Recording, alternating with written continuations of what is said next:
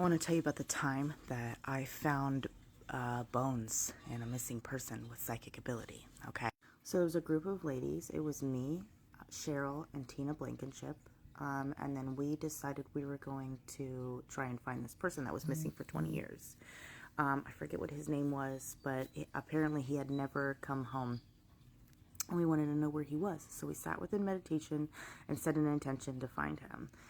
She was also very wary. She was like, you gotta be careful with this kind of thing. There's people that I've known that have helped find missing people, and a lot of people don't want to be found, blah, blah, blah. So we had to be really careful. Anyways, let me pause this. Maybe I didn't pause it. So we were driving to go and find it and see like energy signature, because we were going to go drive around that area just to see where like he was like last known, to see if we felt any impressions. We were driving and I stop and I'm like, I feel something. And we're like driving on the side of the road. So Cheryl snaps a picture and you can see clearly in the picture, and I should insert it here or maybe at the end of the video, where there's a face in the trees, and we're like, oh shit, there he is. He's here, right?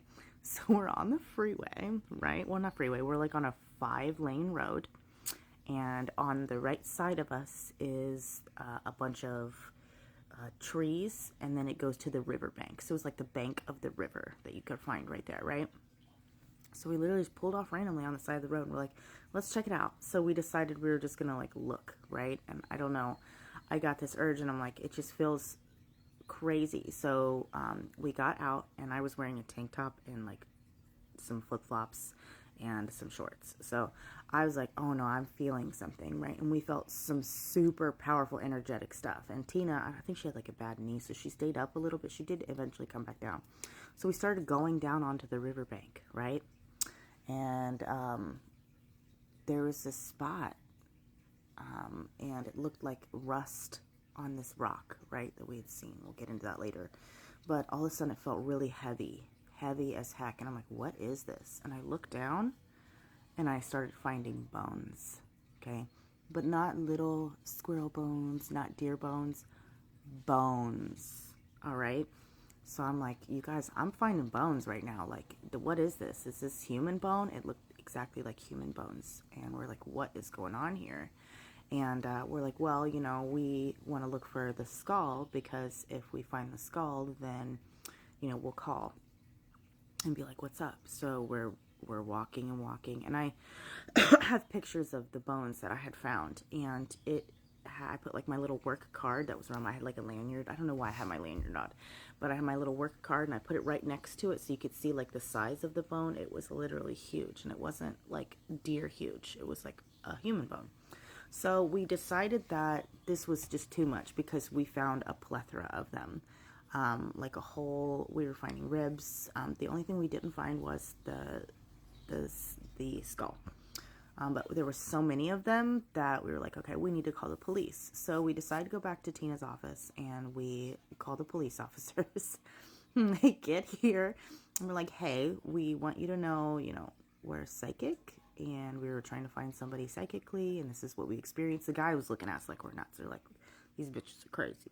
Anyways, so he's looking at us like, okay, and like he didn't believe us, but we had to go, right? So we drove him to the spot, and we got out, and everybody stayed up there, and because I'm the one that found the bones. So I go down, and I'm like, this is where they're at. This is this one, and this one, and this one, this one. And the guy was like, at first, he's like, not believing it. And then he's like looking at it, and he called his partner over, and he's like, they were talking to each other, right? And they ended up calling the coroner's office, because he said that these are most likely not animal bones, because they're trained to know what to look for, right? So he bagged them up into a bag, and the coroner came out, and they had a bunch of people out there, and we're like looking at everything, and then they sat there, and he goes, so how did you find these bones again? Because it's like, how are these bitches finding bones on the side of the road, right? Like, we were literally on the bank of the river. It's like we just pulled off because of a feeling. Like, the guy thought we were nuts, right? So I had to sit here and answer questions for like an hour and a half, 2 hours, right? And then he took our information and left. And we went back, right? Where we sat, and because the rock, this is what comes into place, the rock the rust on top of the rock, I think it was Blood, and it was crazy. So we literally sat in meditation. I went home and was sick. That was the worst psychic attack I ever had in my life, because we weren't thinking about it, right? So all three of us that night got sick, like very, very sick. And I couldn't get out of bed for like 2 or 3 days. Tina was in bed. Cheryl was in bed. We were not feeling good. Come to find out, it was a ritualistic sacrifice area that we had found energetically. And we never really found much out after that about the person. The only thing that they said they could tell us was that it was more than likely a homeless person that had been either washed up or something like that on the bank.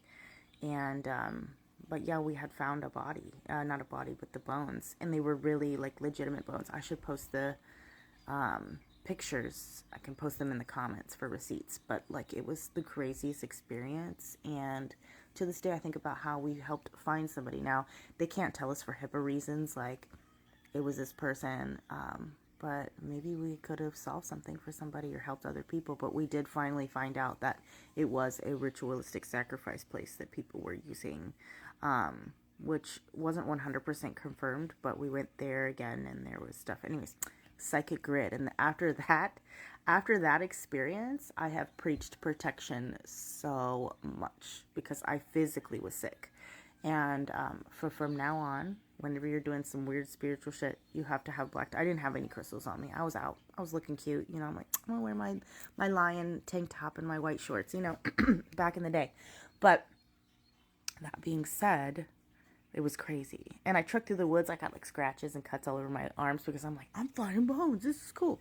But yeah, it was the craziest experience ever. And I probably didn't tell it as good as it should be told, but it was wild. Here's the receipts.